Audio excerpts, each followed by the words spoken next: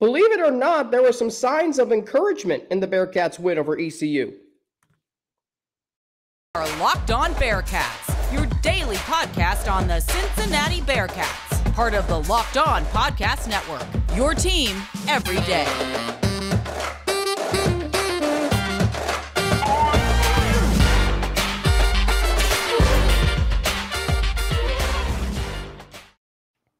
Thank you so much for making Locked On Bearcats your first listen of every day. We're free and available everywhere that you get your podcasts and on YouTube. Don't forget to subscribe to our Locked On Bearcats YouTube channel. Follow it too to get an alert every time we drop a new episode. Today's episode of Locked On Bearcats is brought to you by LinkedIn. LinkedIn Jobs helps you find the qualified candidates you want to talk to faster. Post your job for free at linkedin.com/lockedoncollege. That's linkedin.com/lockedoncollege to post your job for free. Terms and conditions apply. Alex Frank, your host each and every day. Part of the Locked On Podcast Network is Locked On Bearcats, your team every day. Free and available everywhere you get your podcast. So the Bearcats win over ECU actually had some encouraging signs. I'm watching the film of the game, and I say to myself, the Bearcats just beat a really good ECU team after beating Navy. And the significance of that is, and I go back 4 years ago, this is something Luke Fickell told me. Luke Fickell told me. Or not me. Well, I guess me. Luke Fickell said that the week after Navy is always difficult because you have to revert back to your base defense. Because you do so many things differently for Navy that you have to go back to what you're used to doing for every other team. And this ECU team was running the football pretty dang on well on Friday night.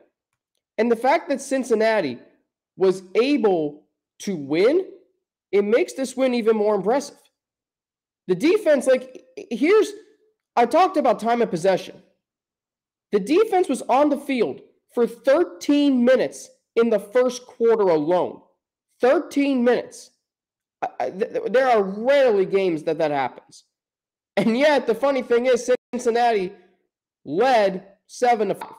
Like Roy Philpott on the broadcast TV said, the Bearcats have -3 yards and they have the lead. Like, that's how that game went. Right? Now, the Bearcats did play well in the second quarter, but the fact that their defense was on the field for 13 minutes in the first quarter and then nearly 18 minutes in the fourth quarter alone. In the second half. And they still win the game. That is impressive. That is really impressive. And it gives me confidence that this team, you know what? Maybe they're just going to find ways to win games. They don't have to be on the field for 40 minutes. They don't have to, accumulate 450 yards. They can just, play their own game. They can find a way to win the game.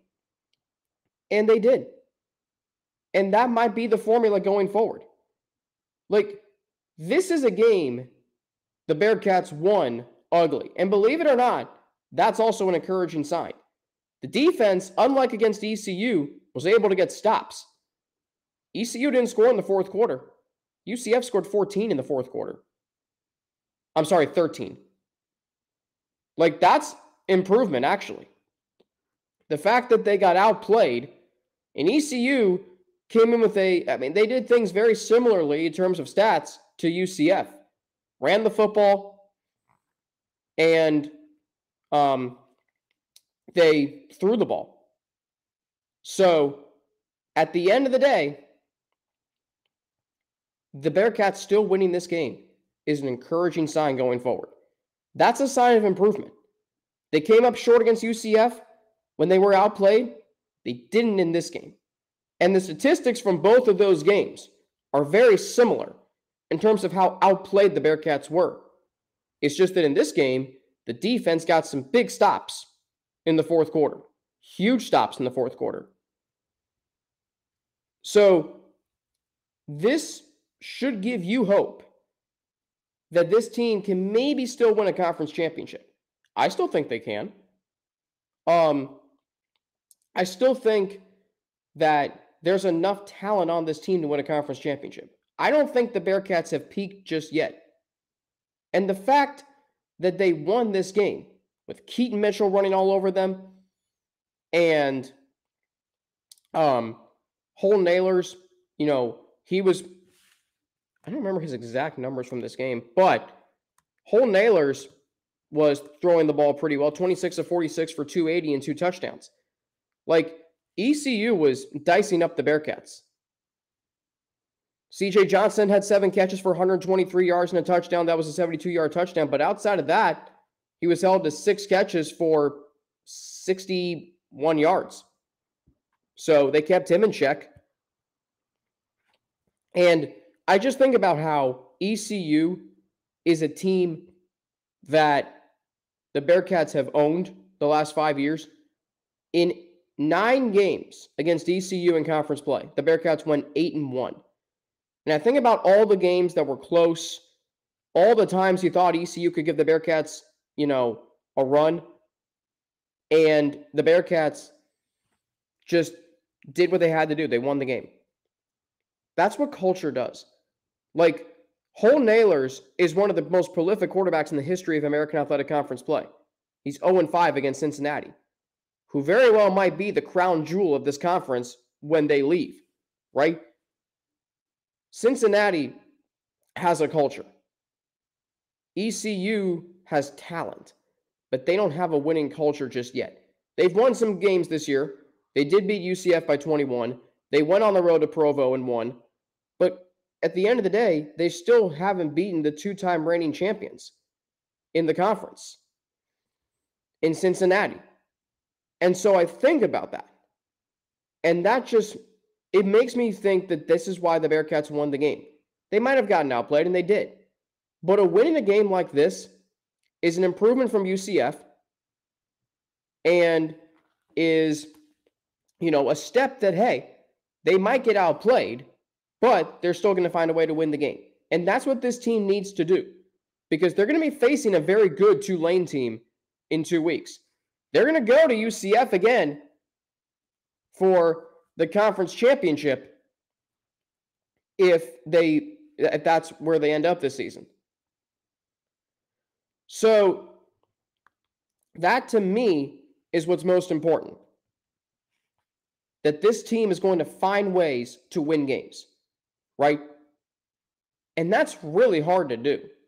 When you get outplayed like that, I mean, when you have the ball for 13 fewer minutes and you gain 100 fewer yards, but you still find a way to win the game, that speaks very highly of this program's culture, right? I said it.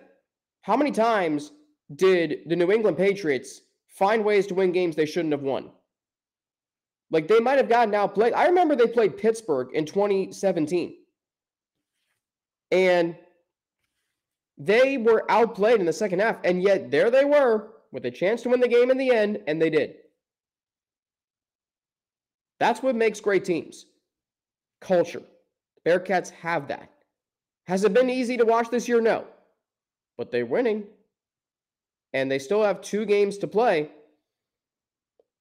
And they very well could find themselves playing in their 4th straight conference championship and potentially win a 3rd. Coming up, remember when you wanted Ben Bryant to start ahead of Desmond Ridder? Well, that's how I feel right now about Evan Prater starting over Ben Bryant. I'll explain after a word from LinkedIn. As you see on your screen, this episode of Locked On Bearcats is brought to you by LinkedIn. These days, every new potential hire can feel like a high-stakes wager for your small business. You want to be 100% certain that you have access to the best qualified candidates available, and that's why you have to check out LinkedIn Jobs. LinkedIn Jobs helps find the right people for your team faster and for free. That's how we landed a lot of staff members at Bearcast Media. I posted the jobs on LinkedIn. Sports director Sean McMahon, he took it, and he was unbelievable the year after I graduated. And it's so easy to create a free job post on LinkedIn Jobs. You just simply, post your job, the description, when we're hiring, what we're hiring for, then add your job in the purple hashtag hiring frame to your LinkedIn profile to spread the word that you are hiring. Simple tools like screening questions make it easy to focus on candidates with just the right skills and experience so you can quickly prioritize who you'd like to interview and hire, we got to finish this year strong, right? It's November 16th. I'm not sure if the Locked On College channel is going to hire anybody new, but I'm sure we're going to find them on LinkedIn Jobs. It's why small businesses rate LinkedIn Jobs number one in delivering quality hires versus leading competitors. LinkedIn Jobs helps you find the qualified candidates you want to talk to faster. Post your job for free at linkedin.com/lockedoncollege. That's linkedin.com/lockedoncollege to post your job for free. Terms and conditions do apply. Thank you for making Locked On Bearcats your first listen today. For your next listen, check out the Locked On Sports Today podcast. The biggest stories of the day, plus instant reactions, big game recaps, and the take of the day, available on the Odyssey app, YouTube, and wherever you get your podcasts. Alex Frank back with you, your host each and every day, right here on Locked On Bearcats, part of the Locked On Podcast Network. So, your team every day. Can't forget the branding. So, 2019, right? And we're kind of similar this year to 2019. The Bearcats were winning. They had clinched a spot in the championship game. At that point, there were two divisions in conference play. And the Bearcats were going to face Memphis in the final week of the regular season. And if you remember that time, the Bearcats were winning, but there were so many problems with that team. Ridder wasn't playing well. He was banged up. The Bearcats, it felt like, had no chance against Memphis if Ridder started. I remember I said to Zach Freeze, one of my staff members at Bearcast Media, we called the Temple game, and we looked at each other after the game, and we're like, what is going to happen to this team down in Memphis? If they only could score 15 against Temple? Desmond Ridder was 9 of 25 that night. 9 of 25. That was not good. So a lot of fans clamor for Ben Bryant to start. And sure enough, Ben Bryant got the start in Memphis. And I think a lot of fans, including me, I definitely felt like the Bearcats had a chance to win the game because Ridder, who was hurt, wasn't playing. And Ben Bryant, let's just see what this guy can do. So that game happened. The Bearcats lose 34-24. Very close game. Valiant effort. Cincinnati now was going back to Memphis to play for the championship game. Ridder was named the starter for that game. And I remember thinking, well, how's this going to go? Is he healthy? Is he going to be accurate? He ended up only going 14 of 33 in that game. Now, Ja'Shawn Jackson dropping a wide open touchdown didn't help things. But still, you saw Ridder's struggles. Desmond Ridder was not the Desmond Ridder we eventually got to know. At that point, there were still those who wanted Ben Bryant to start. But remember that. Bryant started that game against Memphis. And you suddenly felt like there was a chance. But, we also saw, Ben Bryant is not that kind of quarterback that can put his team on his back and lead you to victories. Was going to keep you competitive. The Bearcats battled back from down 17-3, but wasn't going to wow you. He threw 2 picks in that game. This year, we have a 10-game sample size of Ben Bryant. And the difference between Bryant and Ridder is this. Ridder was a sophomore, so you wanted to get him more years, and the Bearcats program wasn't what it is today. 2019, they still hadn't won a conference championship. Now they are coming off a college football playoff season and really, still a front runner for the New Year's Six Bowl. But your quarterback's a senior. And I think having seen what you've seen at Eastern Michigan in this year, isn't 23 games enough of a sample size to know that Ben Bryant's not it? Isn't that enough to know? Because Bryant's now a senior. He doesn't have that much time left. So why would you keep riding him? Why would you not experiment with Evan Prater if the goal is to win a conference championship? Ridder was still young at the time when fans wanted Ben Bryant to start over him. And he had time to prosper, and he did. Bryant is a senior, and you know who he is. Prater is the young star oozing with talent, but you don't know what he can do because he's just riding the bench.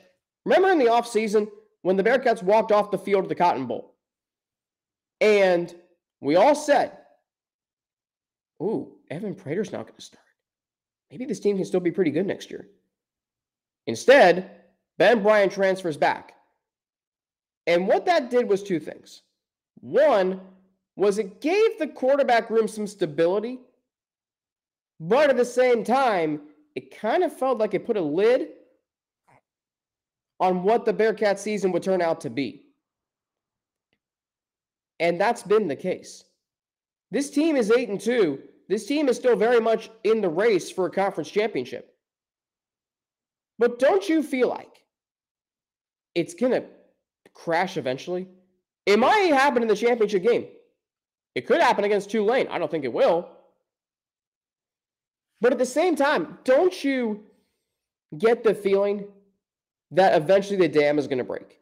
It did with Desmond Ridder in the championship game in 2019. That was a 5-point game the Bearcats had a chance to win, 25 yards away. But now you have a quarterback who is getting progressively, he's not getting better. I mean, he had a really good game against Navy, but 14 of 30 against ECU. I mean, that's not going to fly. I mean, you have this guy in Prater, and so many of you commented on yesterday's episode. If they don't use Prater, they're not going to get the results they want. If Prater doesn't start this week or soon, they're not going to get the results they want. They'll beat Temple, I think. But will they beat Tulane? I mean, they might. I don't know what the line's going to be on that game. It wouldn't shock me if that is close to a pick'em. That game is the right to go to a conference championship. Do you really want to crash and burn at home, senior day, national TV, home game winning streak comes to an end? I don't think you do. There hasn't been a lot of excitement over Ben Bryant starting, even though he had a great first 4 games. The fact is, he has not been good since the start of conference play. The Bearcats already have 1 loss. Well, do you want to lose again before the conference championship? No. So why don't you start Evan Prater? Despite them winning, there is still that feeling that Ben Bryant is masking this team's potential. A lot of us felt the same way with Desmond Ridder. Ridder ultimately became the reason why the Bearcats won games. That 5-game stretch in 2020 was unbelievable. So imagine looking back on this season and wondering what could have been had the Bearcats not started Evan Prater. Bryant is holding this offense back like Ridder was in 2019. That should tell you it's time for a change, and I do believe it is. Coming up, my thoughts on the men's basketball team. 3 games into the season. Tonight, they take on NKU over the river in Kentucky. But first, I got to tell you about BetOnline. BetOnline.net is your number one source. By the way, this episode of Locked On Bearcats is brought to you by BetOnline. BetOnline.net is your number one source for betting, sports betting info, stats, news, and analysis.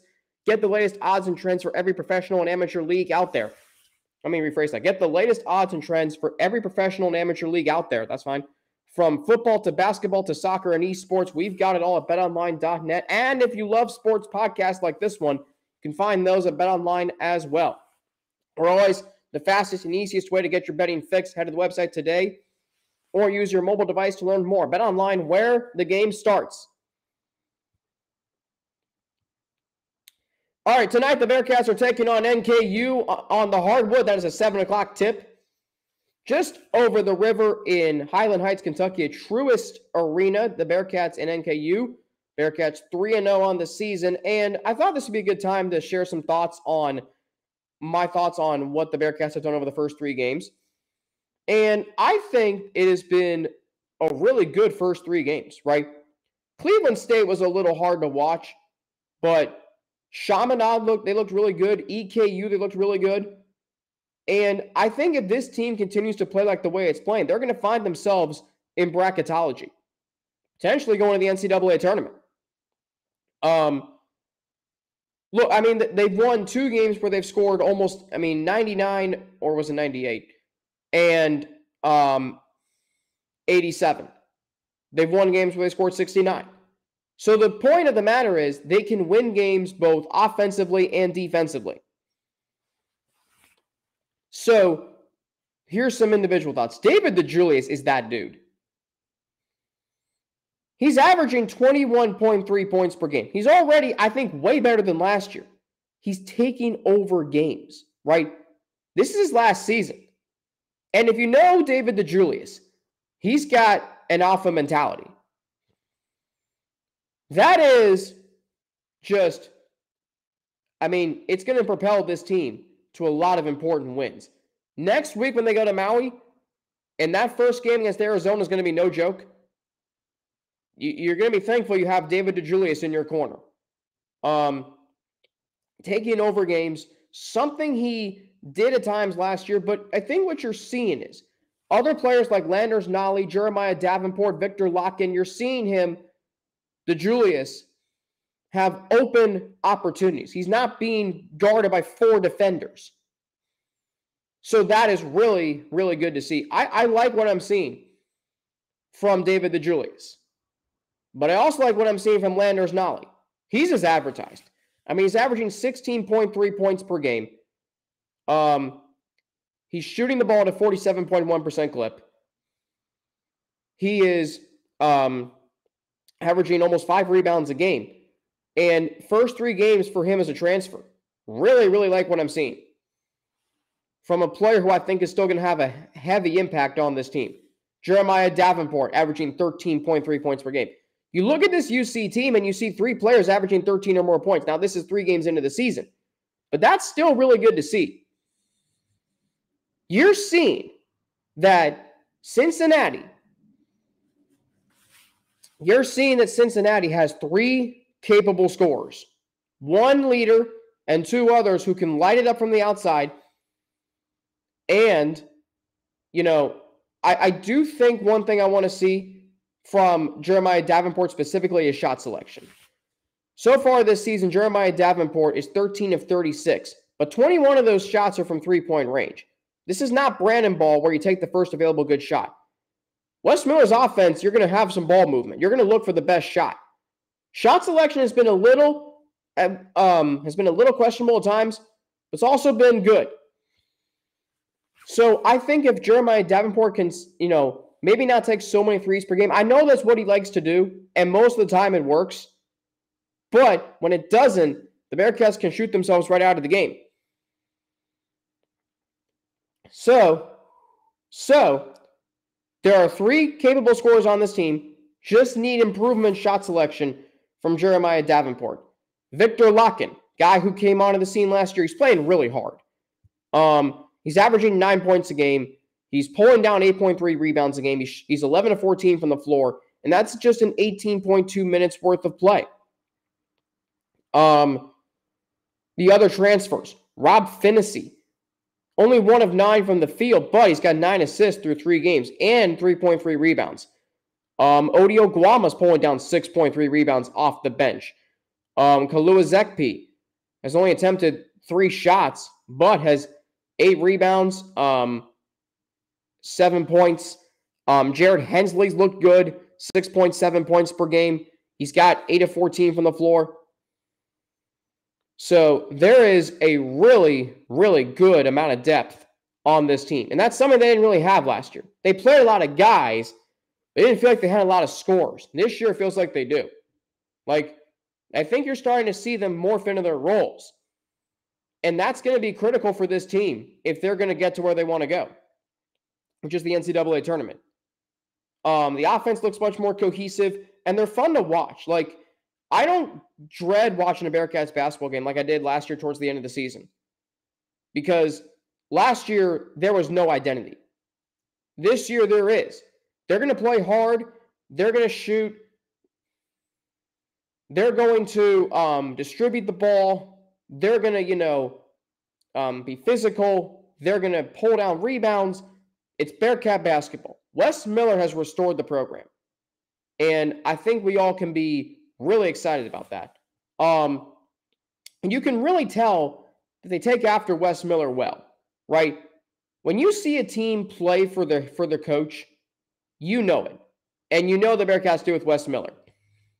So to me, the Bearcats, and remember last year they went 3-0? They had to scratch and claw their way in some of those games. I mean, they played, now they're playing the same caliber of teams, but it still felt like that team was still not as far along as this year's team is. And I know Houston is really good, but I feel like this Bearcats team can compete with anybody. I think they can give Memphis a shot.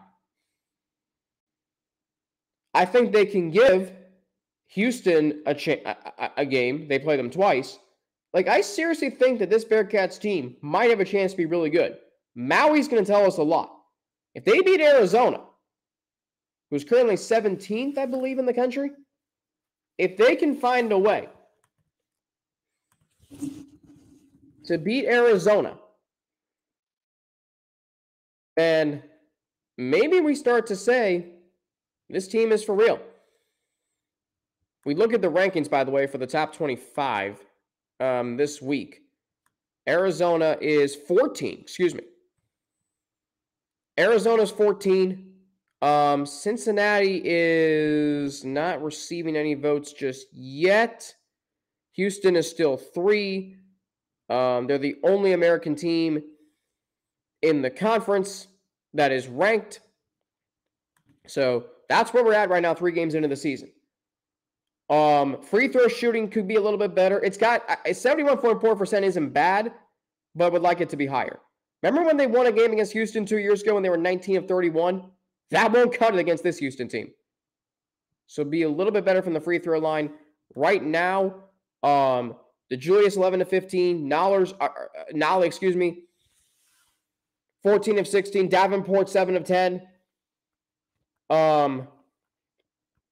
Victor Lockett 5 of 9, Ezekpe 3 of 8. That's got to improve. And by the way, their opponents are shooting 59.5%. Bearcats as a team are shooting 47%. Opponents are shooting less than 40. Well, yeah, less than 40. Bearcats are also out-rebounding their opponents by 15. They're forcing a lot of turnovers, more than they're giving up assists.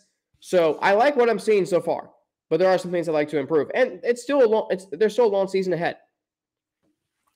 On tomorrow's show, Russ Heltman will join me and potentially talking about a 5-star recruit coming to Cincinnati. So that's going to be a big-time interview tomorrow with Russ Heltman of All Bearcats and Sports Illustrated, my colleague. And then on Friday, we're going to preview the Temple game. We'll look back on the Bearcats' performance against NKU. We'll also, and we might look ahead to Maui. So stay tuned for that. Locked On Bearcats is part of the Locked On Podcast Network.